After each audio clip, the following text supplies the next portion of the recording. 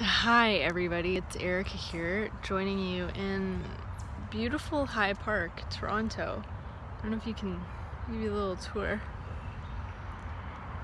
It's kind of what it's looking like right there. And there are a lot of sketchy noises coming from the forest, so I don't know what's happening over there. But I can't see anything, I just hear stuff.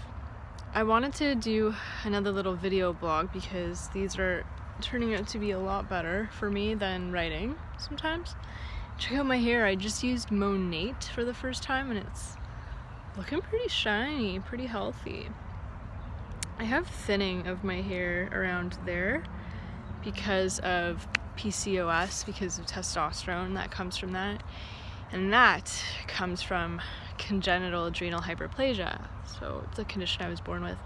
So I'm doing my best to keep the hair I do have and stop losing hair and hopefully regrow some hair. Anyhow, I wanted to speak about this whole concept of like arriving somewhere. They're chipmunks. It's chipmunks. That's what it is. Because I was walking here and I was thinking of, just like being rooted in the present versus always living in the future, and how that's been a perpetual issue of mine, that I don't feel rooted and grounded in the present. I always feel like I'm living in the future. Living into a powerful future is a very powerful thing. Like if you have something that you're living into, it actually gives you power in the present moment.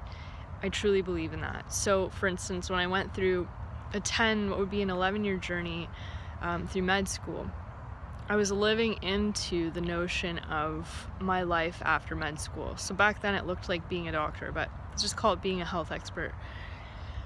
So I was living into that. So that really gave me a lot of power to do what I did in the present. So even though things sucked sometimes, I had the discipline to do them because I was living into this future. So I'm not going to deny the power of that, but I also want to speak to something different, which is me never being able to enjoy the present tense because I'm just not there. Like my head is elsewhere. So I think that's a different idea that I want to pull apart from the other one that I just mentioned. So for me, and I remember mentioning this on a group call with clients, and my friend Talia was on it. She's a naturopathic doctor, and she totally agreed with this sentiment that, for the whole 4 years of med school, it's like I kept living into this dream of someday I'm going to arrive. This is the key theme here, is arriving. Someday I'm going to arrive and be in my dream destination, and that will be my dream life. Like as though in 2014 that would just all be that's what would come true. Here I am, arrived, dream life world, like this is it. Kind of like, I don't know, like dying or something, like I don't know. I almost liken it to being an inmate in a prison, and then you're constantly dreaming for the day you'll get out and how glorious life will be when you get out. But then, as studies show, most inmates freak out and go back to jail because they just can't handle the real world. It's like we aren't thinking about that life goes on, and there is no perfect place to get to or arrive at until you're dead. Which is why I said the whole heaven thing.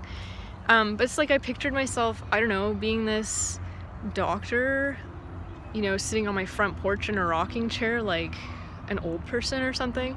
Like I just figured, here I am, that's where I'll be. And in fact, when I graduated, I kind of like prematurely jumped into all of that. Like I jumped right away into living on my own, signing up for the gym 3 times a week, signing up for vocal lessons to work on my voice for public speaking purposes, which is still a work in progress.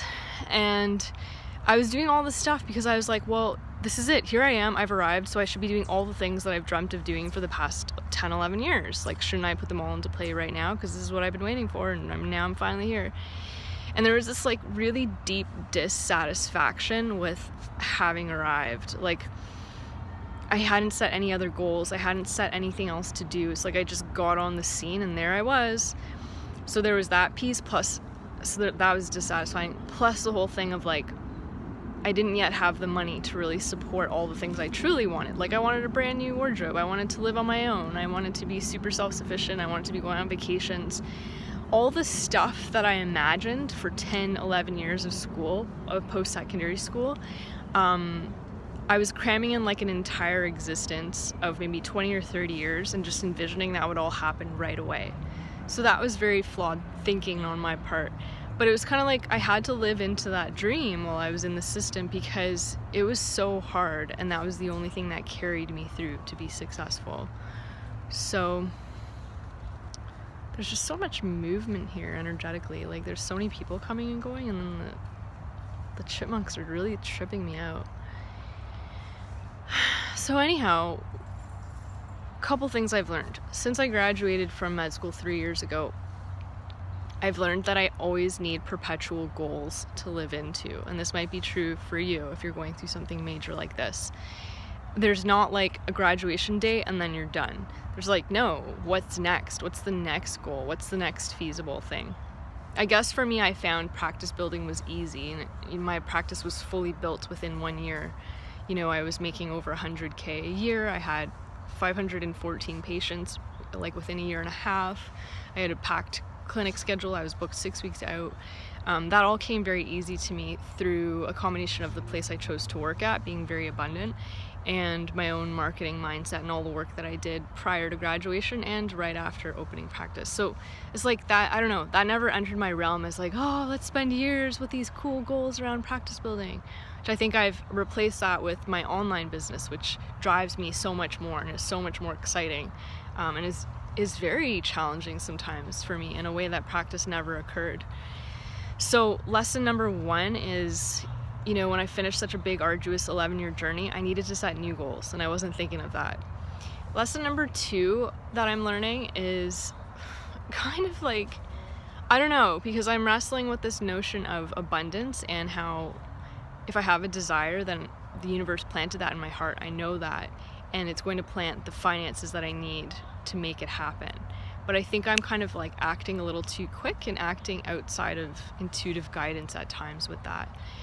So I don't know, I'm kind of trapped in that one and waiting for that one to mesh itself out.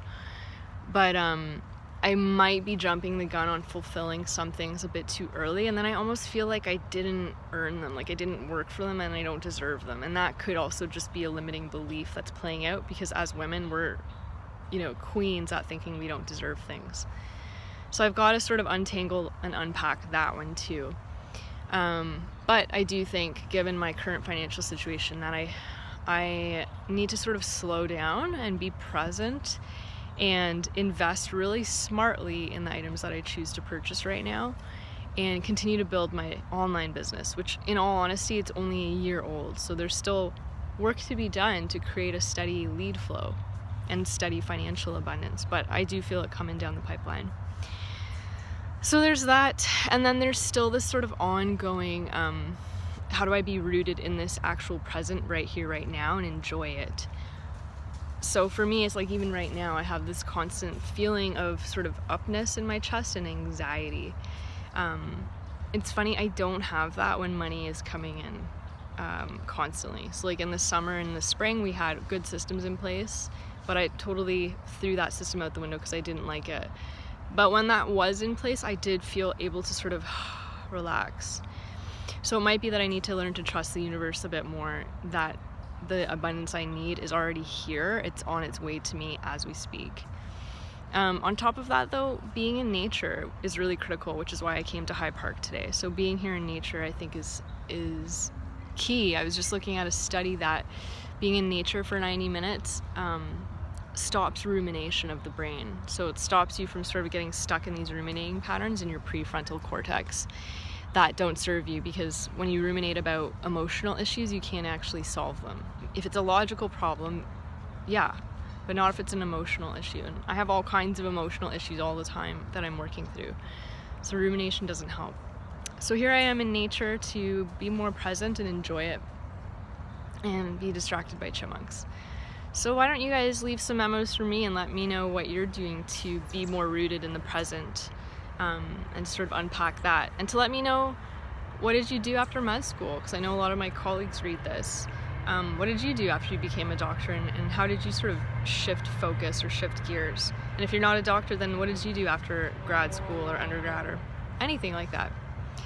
Love to hear from you guys. Hope you're having an awesome day, and I'm gonna go back to enjoying High Park.